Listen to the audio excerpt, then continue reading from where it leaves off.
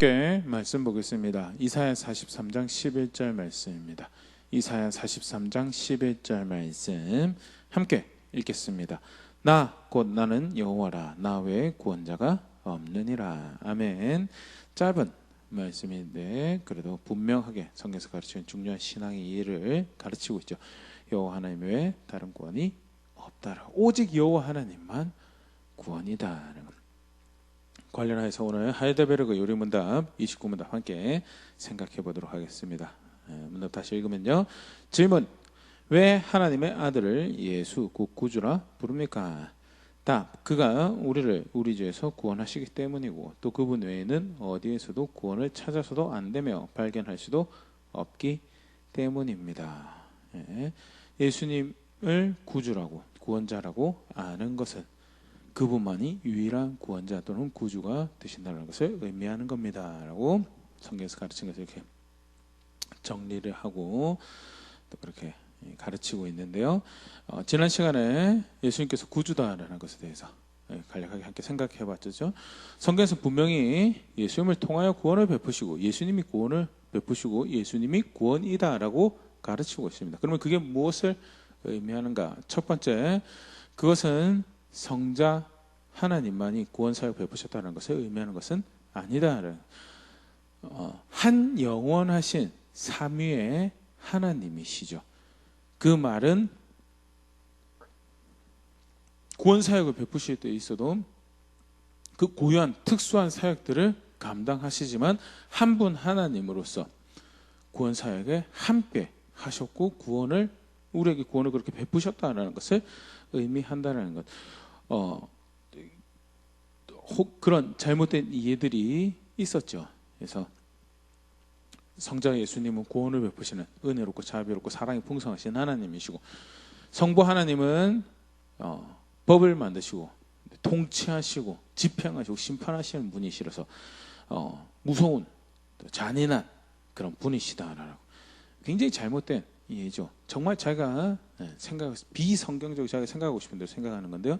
성경이 절대 그렇게 가르치고 있지 않습니다.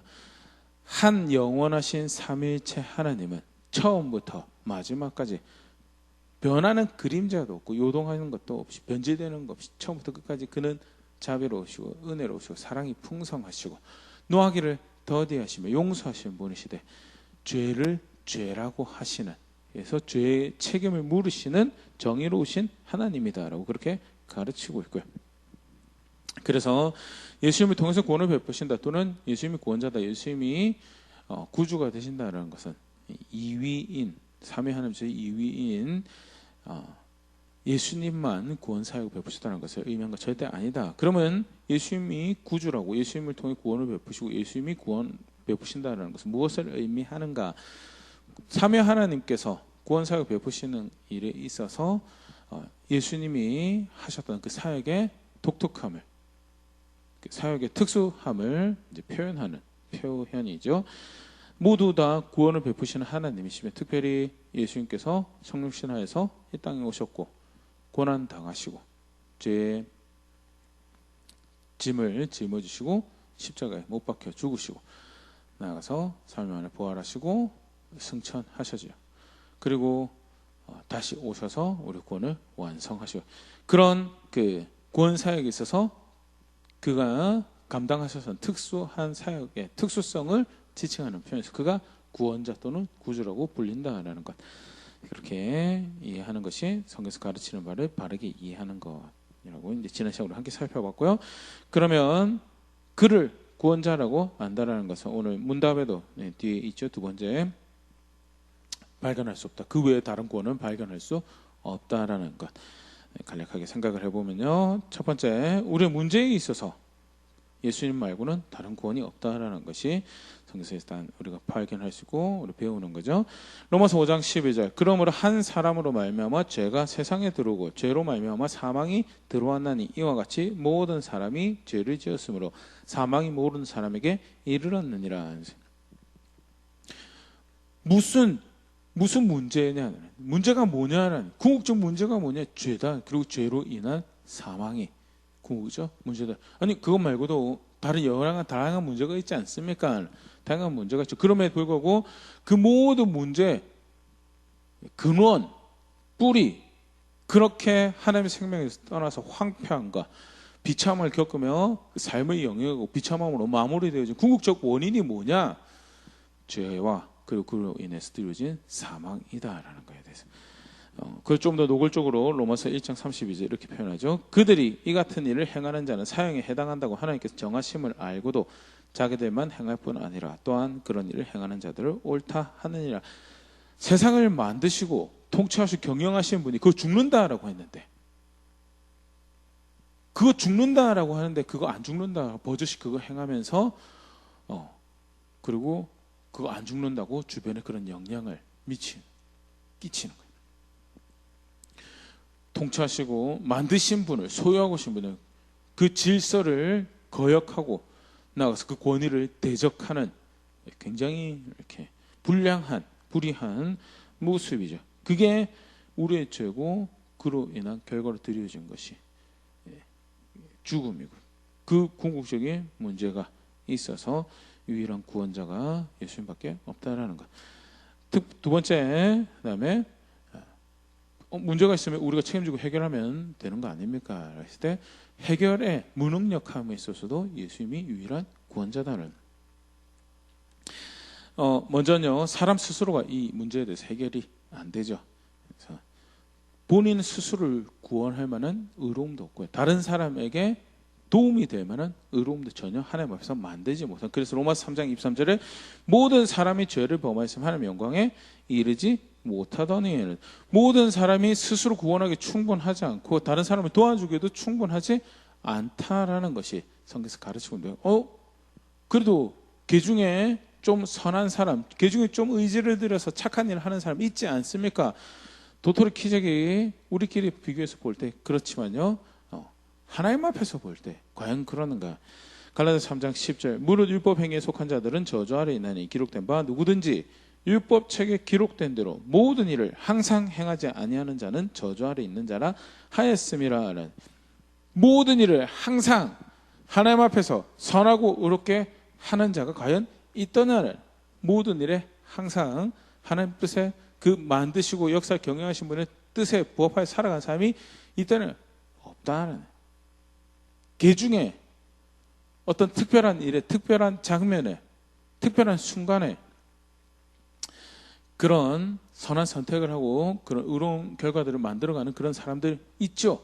그런데 항상 모든 일이 그렇다는 아니다. 그러면 그도 하나님 앞에서 죄인이고 자기를 건지만은 의로움도 없고 다른 사람 도와줄 의로움도 없다는 것이 사람의 현재. 그러면 사람으로 안 되면 다른 좀 가치 있는 것으로 속전을 대신할 수 있지 않느냐, 그 문제를 해결할 수 있지 않느냐라고 할 때 시편 49편 7절에서 8절, 아무도 자기 형제를 구원하지 못하며 그를 위한 속전을 하나님께 바치지도 못할 것은 그들의 생명을 속량하는 값이 너무 엄청나서 영원히 마련하지 못할 것임이니라.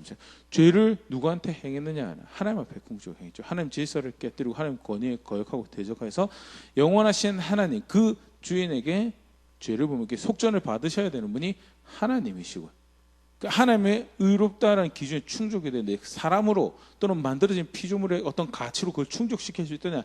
없다라는 것이 성경에서 가르치고 있는 거예요. 그러면 구약에서 황소랑 염소의 피 속죄제 드리고 했던 것은 뭐냐?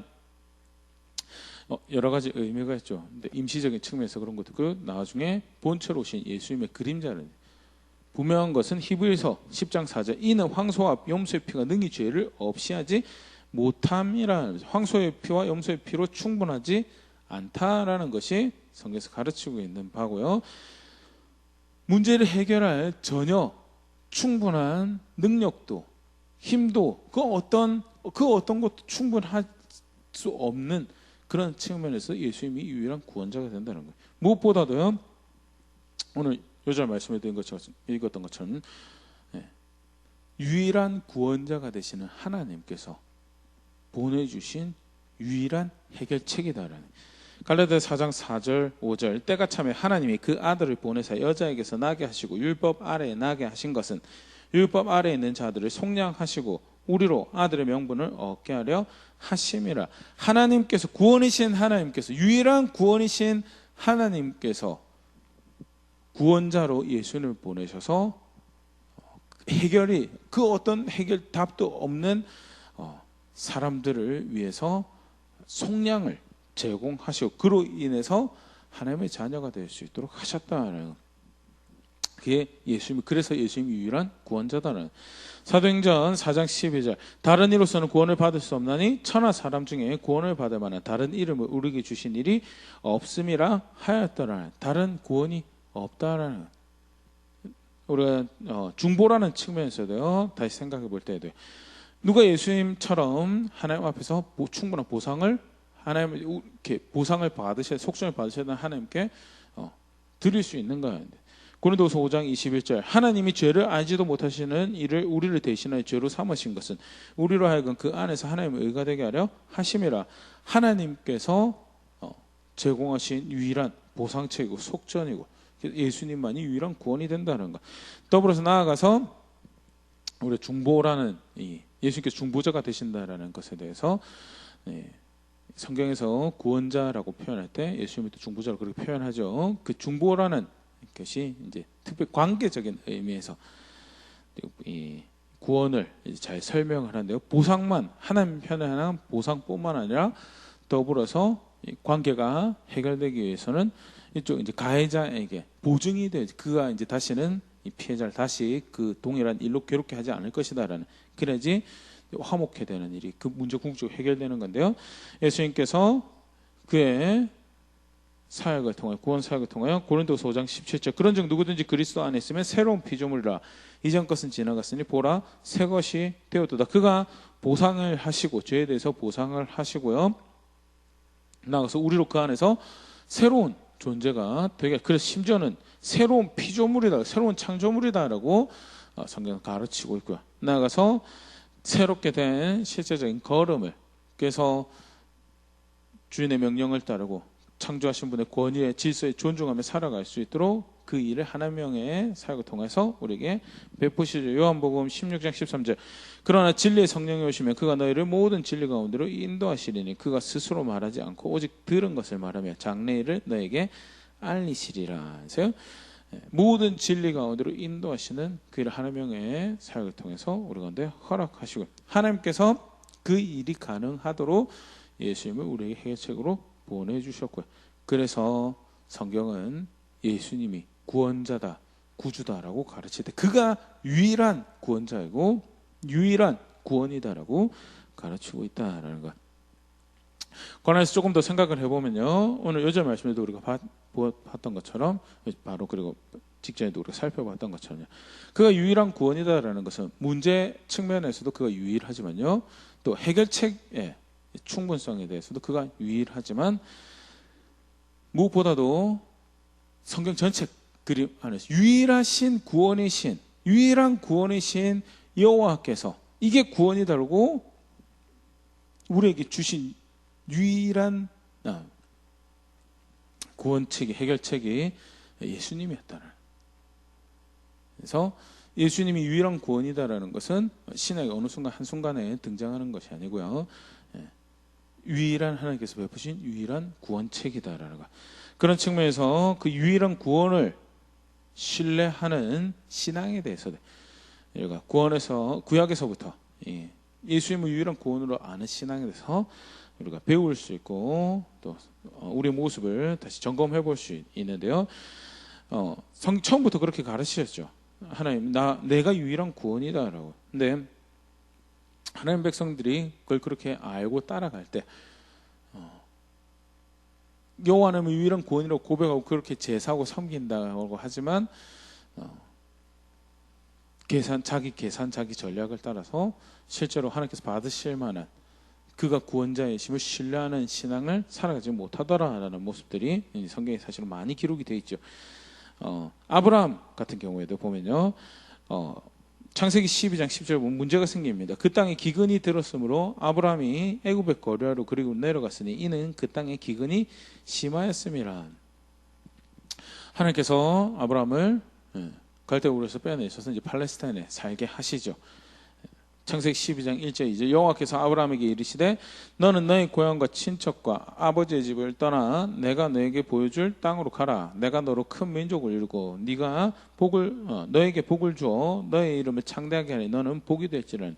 하나님께서 아브라함을 인도에 오셔서 내가 있으라고 한 땅에 있으면 내가 너에게 복 줄게라는 것이 하나님의 방법이었고요. 하나님께서 아브라함을 향해서 가지고 계셨던 계획이었고요. 아브라함이 가르치셨던 하나님을 신뢰하는 모양이었죠. 그게 신앙이었죠. 어떻게 해서든 아브라함은 그러면 하나님께서 있으라는 땅에 있어야 되는 것이, 그것이 구원이신 하나님을 신뢰하는, 복이신 하나님을 신뢰하는 신앙인데, 문제 앞에서 당장 굶어 죽게 생겼는데, 기근이 닥쳤는데, 당장 굶어 죽게 생겼는데 애굽 땅 가가지고 양식 빌려 먹고 다시 올라오면 되지 않느냐라고 생각할 수 있고, 아브라함도 그렇게 생각을 했던 거죠, 쉽게. 그런데 그것은 구원이신 하나님을 신뢰하는 것이 아니었죠. 아브라함에게 하나님께서 하나님 신뢰하는 모습으로 가르치셨던 것이 그 땅에 거주하는 것이었어요. 그런데 내려가다 보니까 아브라함이 자기 전략을 신뢰해야 되고, 대표적인 게 창세기 12장 13절 원하건대 그대는 나의 누이라 하라. 그러면 내가 그대로 말미암아 안전하고 내 목숨이 그대로 말미암아 보존되리라 하니라 하는 게 거짓말을 사용하게 되고요. 너와 너의 후손에게 복을 주겠다라고 근데 당장 아내를 빼앗기게 되는 그런 상황까지 보존하시고 통치하시는 하나님이 그 선하심을 아브라함에게 베푸셔서 아브라함으로 다시 올라오게끔 하시지만요, 절대 아브라함의 방법이 그에게 구원이 되지 못하였음을, 그로 하여금 살게 하는 선택이 아니었음을 확인하는 이야기고, 오히려 아브라함의 그런 한눈 파는 자신의 전략을 믿고 이게 살 길인 것 같다는 다른 것을 신뢰했던 것, 정작 복이신 하나님을 거절해버리는, 멸시해버리는, 그에게 등을 돌리는 선택이었다라는 것, 간단하게 보일 수 있는 그런 사건이었고요. 아브라함이 이제 차곡차곡 배워가죠.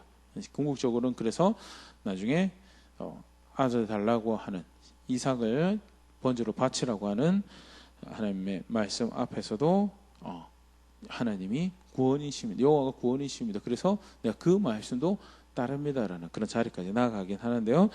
그럼에도 불구하고 이제 이 이슈와 관련해서는요, 아브라함이 자기 계산, 자기 전략을 신뢰했던 안타까운 모습을 우리가 성경에서 보일 수 있고요.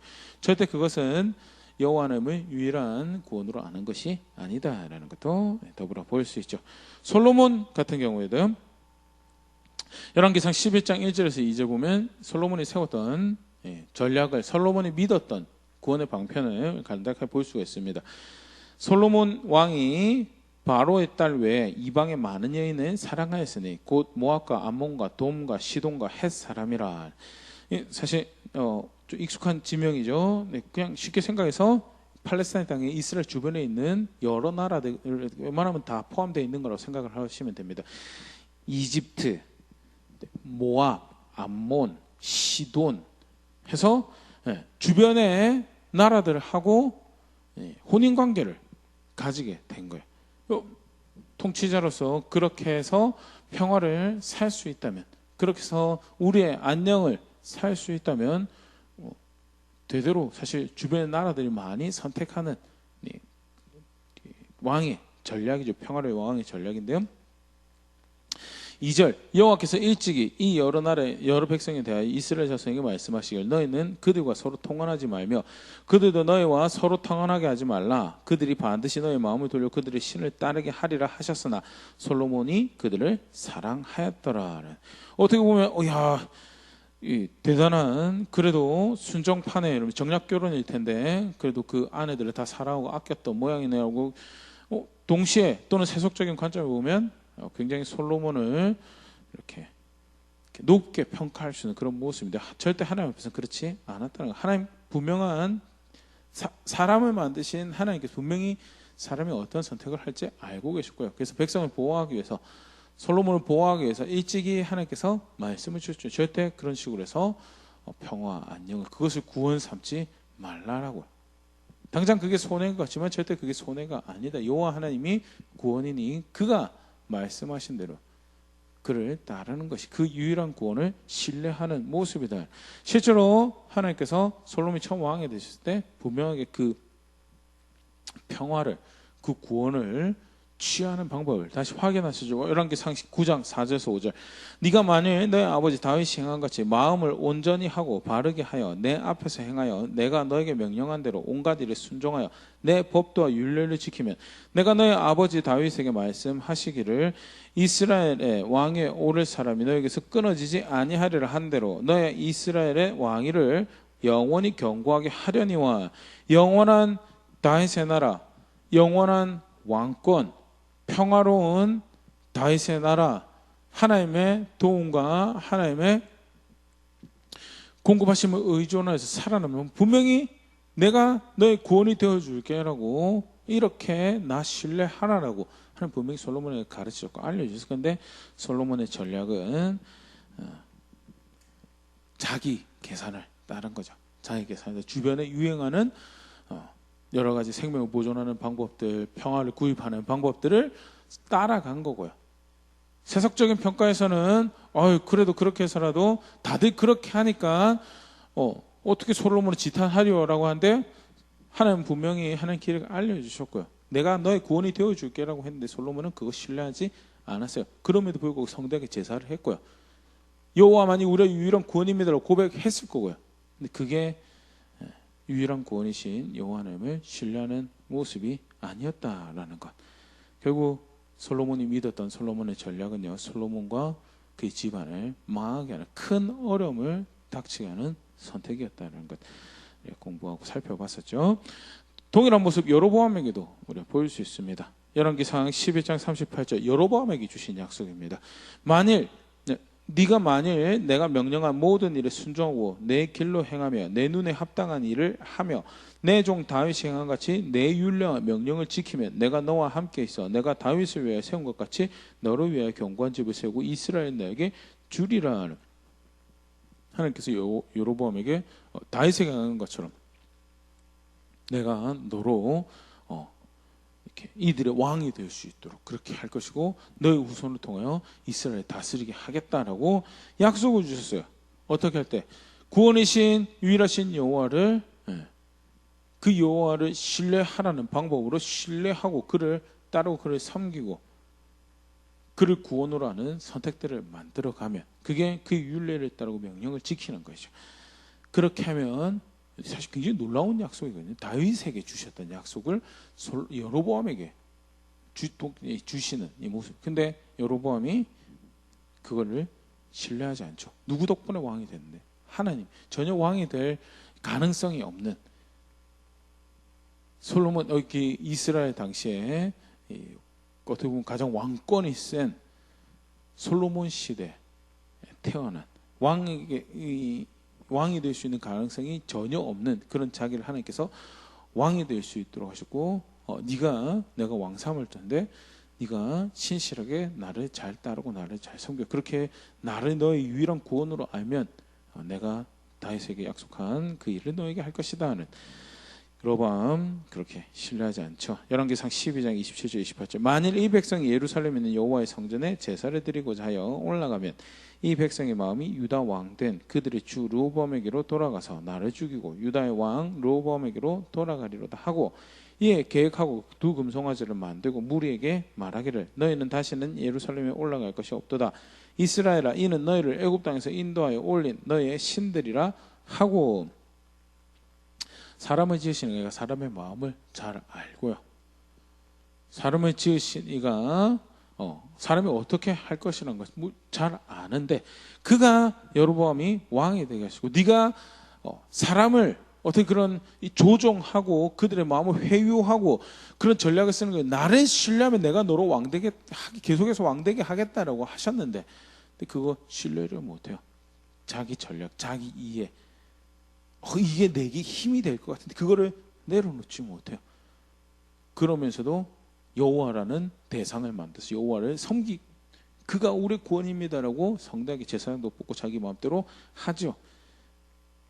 근데 그게 유일한 구원이신 여호와 하나님을 신뢰하는 신앙이다냐? 절대 아니다라는 것. 자기가 만들어낸 신을 섬기는 것, 굉장히 안타까운 모습인데요. 누구보다도 이 유일한 구원의 신 하나님을 이렇게 경험적으로도 알고요, 또 말씀도 가지고 있지만 이렇게 하더라라는 것. 그리고 성경은 그것을 유일하신 구원의 신 여호와 하나님을 신뢰하는 신앙이 아니다라고 소개하고 있다는 것 잘 기억할 수 있으면 좋을 거고요. 아사왕 같은 경우에도 아사왕이면 나름 준수한 선택을 만들었던 왕이죠. 역대하 16장 7절에서 9절, 그때 선견자 하나니가 유다 왕 아사에게 나와서 그에게 이르되 왕이 아람 왕을 의지하고 왕의 하나님 여호와를 의지하지 아니하였으므로 아람 왕의 군대가 왕의 손에서 벗어났나이다. 구스 사람과 루베 사람의 군대가 크지 아니하며 말과 병거가 심히 많지 아니하더이까. 그러나 왕이 여호와를 의지하였으므로 여호와께서 왕의 손에 넘기셨나이다. 여호와의 눈은 온 땅을 두루 감찰하사 전심으로 자기에게 향하는 자들을 위하여 능력을 베푸시나니 이 일은 왕이 망령되이 행하였은즉 이후부터는 왕에게 전쟁이 있으리다 하매. 아사가 그 앞에 구스에서 사람들이 군대를 몰고 왔을 때는 하나님을 신뢰하여서 하나님을 의지해서 하나님께서 주시는 샬롬을, 승리를 경험을 합니다. 근데 북이스라엘이 다시 이제 갈등을 야기하게 되고 이 국경 지역에 성을 하나 짓는다는 얘기를 듣게 되었을 때 아사가 선택했던 것이 금은 보화를 성전에 있는 것도 금붙이도 또 궁에 있는 금붙이도 싹 긁어 모아가지고 북쪽에 있는 아람에게 돈을 주고 군을 일으켜서 이스라엘 후방을 좀 괴롭혀주면 우리가 좀 살 테니 그렇게 해달라라고 하게 되고 아람이 그렇게 하게 되죠. 전략입니다. 그렇게 후방을 교란해가지고 평화를, 자기들의 평화를 구축하고 굉장히 전략적이고 머리 잘 썼어요. 머리 잘 세속적인 평가에서는 아사왕이 그래도 군사적 지혜가 있어서 우리에게 평화를 가져다 줬습니다라고 평가를 받을 수도 있을 거예요. 그런데 하나님 보시기에 과연 그거 구원이었느냐는 아니죠. 이스라엘의 하나님 백성의 평화는 하나님께서 허락하시는 거예요. 아사가 하나님을 신뢰하지 않았기 때문에, 유일한 구원이신 하나님을 신뢰하지 않고 자기 계산, 자기 방법을 쫓아갔기 때문에 이것이 지금은, 예전에는 여호와께서 내게 도움이 되었던 것 같은데 이제는 나에게 도움이 되는 것 같지 않아. 그래서 이게 나에게 좀 더 분명한 평화와 구원과 이익을 가져다 줄 것 같아라고 선택했던 선택, 결국 그에게 무엇을 가져다 주는가? 하나님이 그러시죠. 왕에게 전쟁이 있을 것이다. 내가 너희의 구원이었는데, 아사가 여호와께서 구원이신 걸 몰랐을까요? 아니요. 열심히 하나님께로 돌아간다고 섬겼던 사람 중에 하나, 나름 그래도 남유다 왕 중에서 준수한 왕이라는 카테고리 안에 들어가는 사람이에요. 그럼에도 불구하고 유일하신 구원으로 여호와 하나님을 알고 그렇게 신뢰하는 것에 대해서 이렇게 실패했다는 것, 자기 계산, 자기 전략 쫓아가는 것. 하나님은 그럼 무조건 구름 위에서 하늘에서 뭔가 내려줘야지 그게 하나님 구원이고 하나님 신뢰하는 거.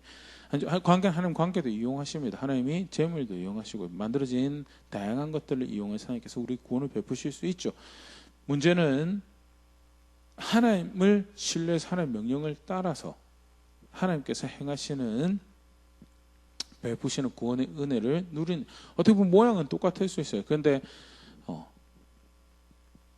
어떤 관계라든지 돈이, 재정이라든지 그것을 궁극적으로 구원을 삼으면 결국 그 돈의 질서를 쫓아가고요, 그 관계의 질서를 쫓아가 사람 비위 맞춘다고 결국 하나님 못 쫓아가는, 그거보다 더 존중해야 되는 법을 궁극적으로 따라가지 못하는 결과들 사실 만들어내게 되고, 그거는 유일하신 구원을 신뢰하는 신앙이 아니다라는 것.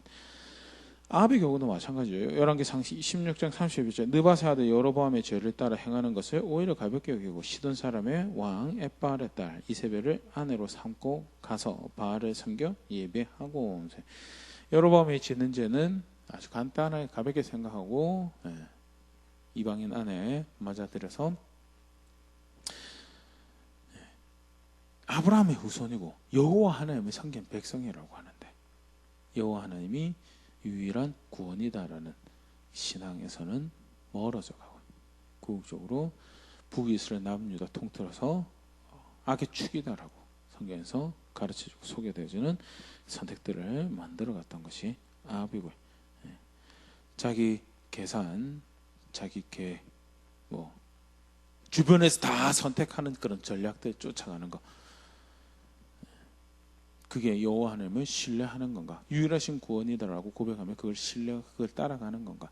아니다라는 부분에서 간략하게 구약에서 유일하신 구원, 하나님을 신뢰하는 이 신앙을 가지고 있었던 이 모습들, 나름 그런 신앙을 가지고 있다고 고백하지만 그걸 하지 못했던 경우들 간단히 살펴보면서요.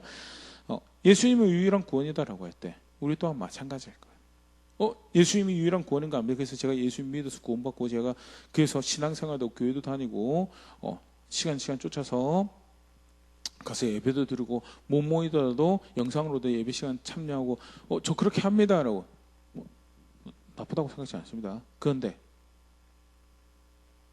그게 유일한 구원이다라고 그를 믿는 것으로 충분한 또는 성경에서 가르치는 신앙인가는, 실제 신앙은 우리가 삶에 걸음걸음 걸어갈 때 그런 것들은 실제로 걸음걸음 걸어가는 신앙을 지지하고 또 격려하고 그것이 더 견고하게 걸어갈 수 있도록 돕는 일종의 장치라고 한다면, 구체적으로 걸음걸음 신앙을 살아갈 때 예수님 뜻이 무엇인지, 예수님 목적이 무엇인지, 이것이 실제로 예수님 기뻐하시는 선택들인지 고민하고, 다른 구원이 없으니까 예수님 유일한 구원이니까 예수님 가르침 하나하나가 내게 구원이 되는 말씀. 그래서 관계에서도 재정에서도 시간 사용에 있어서도 예수님 기뻐하시는 뜻이 무엇인가 그 고민하고 살아가는 게 실제로 예수님 유일한 구원으로 아는 것이다 라는 것. 간략하게 예수님이 구원이다라고 할 때 그가 유일한 구원이다라는 것 말씀 가지고 좀 생각해 봤었는데요. 한번 돌아볼 수 있으면 좋을 것 같습니다. 먼저는 예수님이 유일한 구원으로 알고 있는가부터, 당연히 사실 영상으로 함께 예배하신 분들은 그렇게 생각하고 그렇게 믿고 있다라고 생각이 되어지는데요. 그런데 예배 드리고 또 경건 생활하고 중요하죠. 소중합니다. 근데 그게 신앙생활은 아니거든요. 그럼 실제로 유일하신 구원이다라고, 내가 그 하나님의 유일한 구원이 예수님을 믿는다라고 할 때 나는 실제로 그런 걸음들을 걸어가고 그렇게 예수님 믿는다는 고백을 하고 있는가 한번 돌아볼 수 있으면 좋을 것 같고요. 하나님께서 베푸신 구원이 오늘 우리에게, 저에게 미쳐졌다는 사실이, 그것이 간격이 되고 또 동기가 되고 열정이 되어서 실제로 그렇게 예수님이 나의 유일한 구원입니다라는 고백들을 만들어가는 여정도 계속 걸어갈 수 있으면 좋을 것 같고요. 우리 걸음 하나하나가 또 그렇게 서로를 격려하고 도전하는 그런 교회 될 수 있으면 좋을 것 같습니다.